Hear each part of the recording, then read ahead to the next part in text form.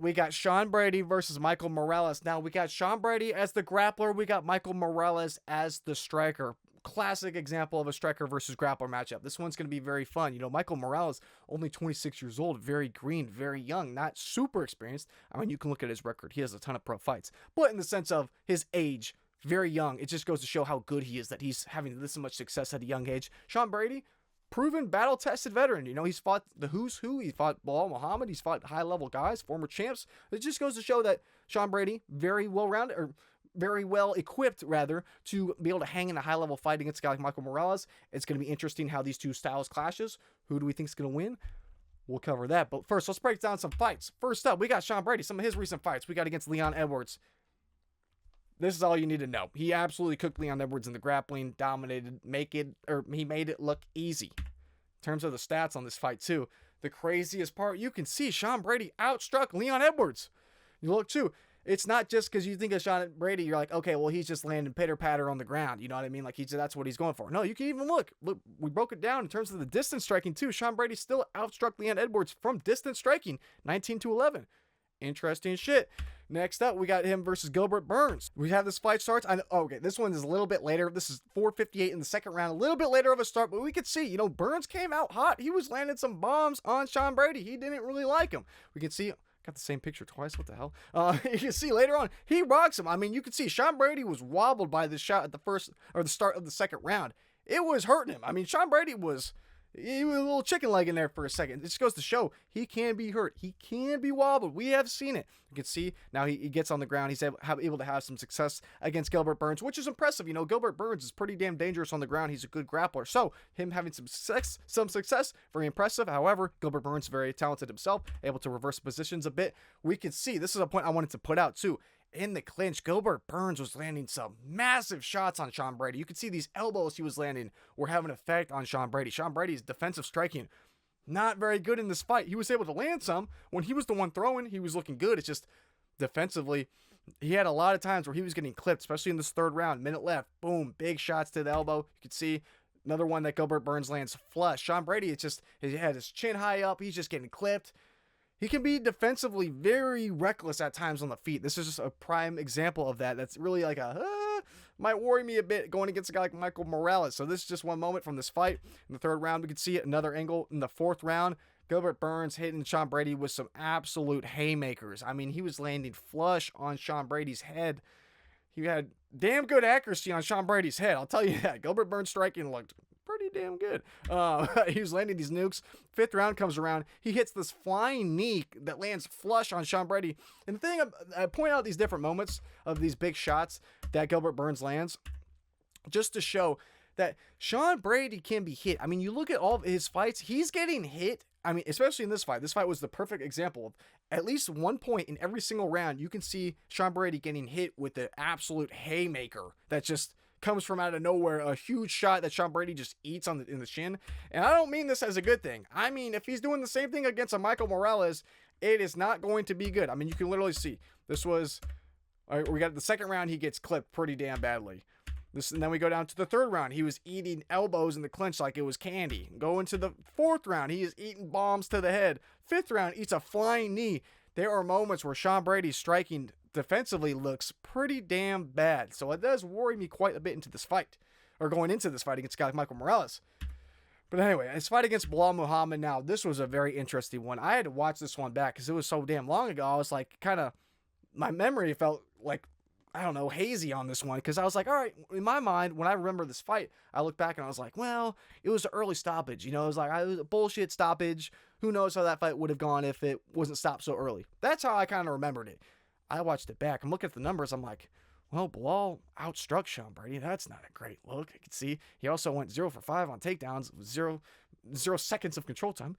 Not the best look, but I'm like, all right, let's run it back. First round comes. This is the point that I wanted to make too. This just reminded me from the Gilbert Burns fight and this fight. Sean Brady looks really good when he's the one who's walking you down in the striking, but when people walk him down in the striking, when he's defensively striking, like when he's on his back foot, he looks really bad. And it just like, it's a dynamic. He's a really good hammer, really bad nail. And it's just like every fight that I watch from him, when he's the one walking guys down against the cage with the striking, he's looking really good. He can land accuracy-wise, like with the striking in his hands, really good. It's just when guys walk him down, when he's not the one leading the charge, he struggles. First round, a minute left, Bilal Muhammad's walking him down. Second round comes around. This is when the beginning of the end starts.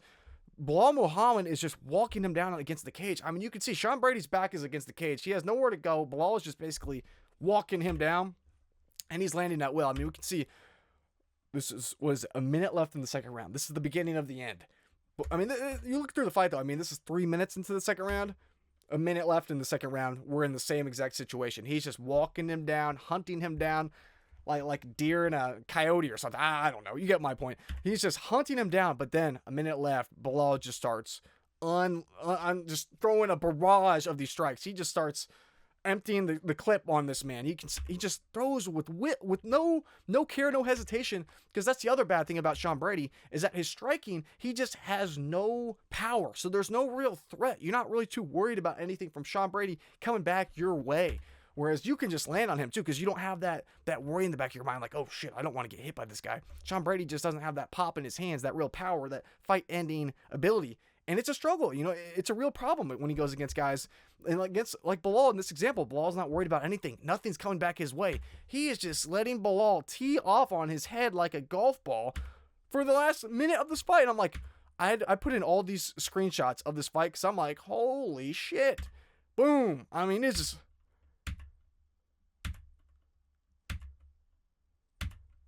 I mean, he's just landing on him like it's nothing. And that's what it made. Like, when I went back and I watched this one too, I was like, that's not even a terrible stoppage. I mean, he's getting just unloaded on for 30 plus seconds of unanswered strikes. Yeah, it's not the best stoppage, but at the same time, I mean, he was getting his ass kicked. Sean Brady was not even trying to get out of there. So, really bad look. Especially Bilal as a wrestler. Really bad look. So, seeing this type of thing does not give me a lot of hope, considering that he is facing none other than Michael Morales. Michael Morales, recent fights. We got Gilbert Burns. Now, he made this look easy. This is the crazy thing about Michael Morales, too. His striking's a bit unconventional. He has these crazy looping shots that he throws, where it's like his hand is like a boomerang. He just like, he throws it out, and then by the time it comes back, it's like a Batman, like a what the Batman boomerang, whatever, the Batarang, whatever. By the time you see it coming back, it's coming back home like a boomerang, and it's hitting you in the head. It's crazy how he's able to just land shots behind Gilbert Burns' guard, because Gilbert Burns can't even see the damn thing coming. It's coming from like 3 o'clock. I mean, like, it's coming from completely out of nowhere, which is insane. Just how long his reach is. He's able to do this against guys, and it's hard for guys to really manage this distance. It's hard for guys to anticipate these types of shots, and they're powerful. They do a lot of damage, and they quickly add up. They were messing Gilbert Burns up. I mean, you can see Gilbert Burns has his left arm out. He's trying to block something. He doesn't know what he's trying to do. He's just trying to maybe create some distance. I don't know. You can see the boomerang. The boomerang's flying from the right side. It's coming like an airplane coming in. I mean, that thing comes from nowhere. You don't even see it, and by the time you see it, it's too late. It's connected on the side of your head. He was just teeing off on Gilbert Burns. And this was a crazy shot, too. He lands this uppercut. It's like Michael Jordan, when he hit the dunk from the free point line or the free throw line. It was absolutely crazy. Like, the range this man has, the way he's able to close distances this quickly is absolutely insane. Goes to show Gilbert Burns. Now, end of the first round, or 2 minutes left in this first round, Gilbert Burns goes for a takedown because he's like, screw the striking. This is not fun. I'm not having a good time anymore. Goes for the takedown. He's able to have some success. I will say, though, Michael Morales, he does get taken down, and I was glad to be able to see him get taken down in this spot to see, okay, how is he going to hang if he gets taken down? Able to get his back to the cage. He's able to get back up. Does a great job. You can even see him looking up. He's probably looking at the screens where you can try and get a better feel for his position. Very high fight IQ from Michael Morales. You get to see him. 2 minutes left in the round. You can literally see he's taken down within 10 seconds. He's back up on his feet against the cage. You can see he's able to get in the position into a little bit better of a spot. Boom. Within, 10, 15 seconds, you can see he's already back teeing off against Gilbert Burns against the cage. It just goes to show how physically empowering this man is. And once you have him, if you have him pushed up against the cage and you're controlling him against the cage, it only takes one moment before he's teeing off on your head like a golf ball. I mean, it's crazy. And from then, minute 42, minute 39, I guess I forgot to put the rest in, but you guys know how that one went. And if you don't, it ended with Gilbert Burns being deceased on the floor after Michael Morales puts him out with a barrage of strikes. So in terms of who I got Michael Morales. I think he's going to pull off the upset. I genuinely think he is. With Sean Brady, he looks good in the striking when he's the one moving forward.